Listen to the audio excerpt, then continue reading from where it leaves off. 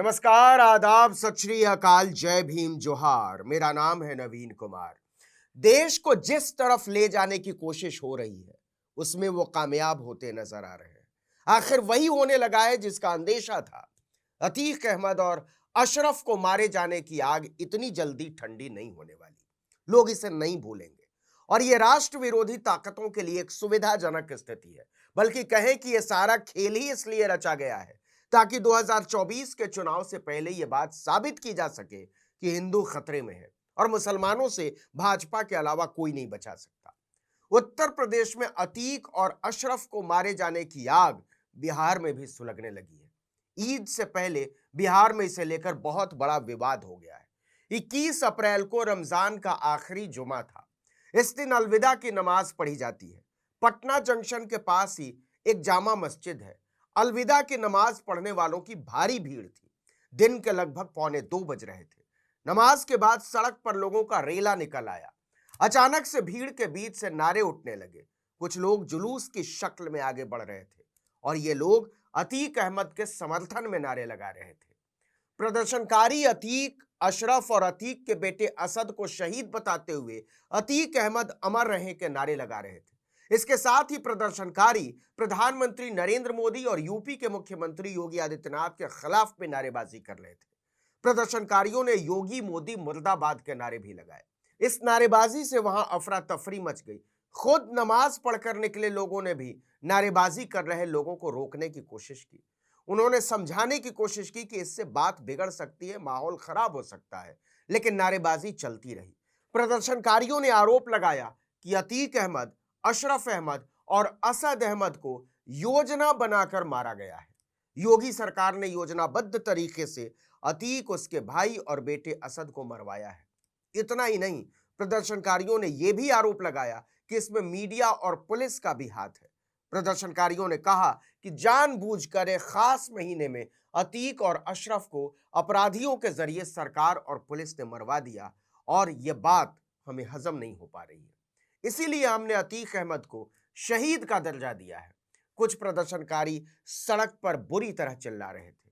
वो खुलेआम बोल रहे थे कि आज हमने दुआ की है कि या अल्लाह, अतीक अहमद की शहादत को कबूल फरमा, अशरफ अहमद और असद अहमद की शहादत को कबूल फरमा। उन तीनों को मरवाया गया है, यह आरोप लगाया। इसी बात का दरअसल अंदेशा था कि अगर कानून के रास्ते को छोड़कर किसी और तरीके से अतीक, उसके भाई या उसके घर के दूसरे लोगों को मारा गया तो आपराधिक इतिहास के बावजूद वो शहीद हो जाएंगे। उनके पुराने सारे कामों पर पर्दा पड़ जाएगा। कोई इसकी बात नहीं करेगा कि वो किस रास्ते से आगे चलकर यहां तक पहुंचे थे। मीडिया वालों ने प्रदर्शनकारियों से पूछा कि अतीक अहमद ने तो बड़े बड़े अपराध किए हैं, क्या उसकी सजा नहीं मिलनी चाहिए? इस पर उन्होंने जवाब दिया कि अगर कोई गलत काम किसी ने किया है तो उसे देखने के लिए कोर्ट है, कचहरी है। कोर्ट ने पुलिस को रिमांड दिया था, दोनों की सुरक्षा की जिम्मेदारी ली थी। यहां तक कि अतीक अहमद ने सुप्रीम कोर्ट में भी अंदेशा जाहिर किया था कि उसे उत्तर प्रदेश में मारा जा सकता है, सुरक्षा दी जाए, लेकिन यह अर्जी ठुकरा दी गई। अतीक अहमद और अरशद को मारे जाने के बाद मीडिया ने जिस तरह की गंध मचाई है वो आपराधिक है। टीवी चैनल तो इसके जश्न में डूब गए थे। टीवी 18 नाम के एक चैनल ने तो यहां तक चलाया कि अतीक ने खुद ही मारने के लिए इस लड़कों को बुलाया था और इशारे से उन्हें बताया भी था।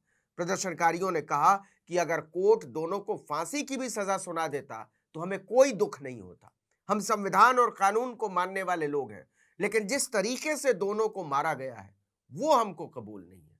दूसरी तरफ अतीक अहमद अमर रहे और योगी मोदी मुर्दाबाद के नारों से पटना पुलिस फौरन हरकत में आई। कोतवाली थाने ने इसकी जांच भी शुरू कर दी है। थाना अध्यक्ष संजीत कुमार ने कहा कि अतीक अहमद के समर्थन में लगाए गए नारे की हम जांच कर रहे हैं। इसमें सभी कानूनी पहलुओं को देखा जा रहा है। इसके बाद जो भी उचित कार्रवाई होगी की जाएगी। दरअसल यही वो माहौल है जो हिंदुओं को डराने वाले बनाना चाहते हैं। इसी की पूरी कोशिश थी कि किसी भी तरह से लोगों का ध्यान नरेंद्र मोदी की डिग्री की तरफ से हटे, अडानी और मोदी की यारी दोस्ती से हटे, भयानक बेरोजगारी से हटे, कमर तोड़ महंगाई से हटे, लोग अपनी गरीबी और बदहाली की बात न करें, किसी भी तरह से लोग एक दूसरे से धर्म के आधार पर लड़ना शुरू करें, और वो इसमें कामयाब होते नजर आ रहे हैं। आखिर में मैं आपसे एक अपील करना चाहता हूं, किसी भी तरह से भाईचारे के माहौल को खराब मत होने दीजिए। सियासत के फरेब में मत फंसिए। कानून, संविधान और लोकतंत्र में यकीन रखिए। ऐसी कोई समस्या नहीं, ऐसी कोई मुश्किल नहीं जिसका समाधान आईन के रास्ते से जमहूरियत के दायरे में न निकाला जा सके। समय हमसे, आपसे, सबसे धैर्य की मांग कर रहा है। कुछ भी हो जाए, हमें अमन, चैन और भाईचारे को बचाए रखना है। कुछ भी हो जाए, इस भाईचारे पर कोई भी आंच हमको और आपको नहीं आने देनी है।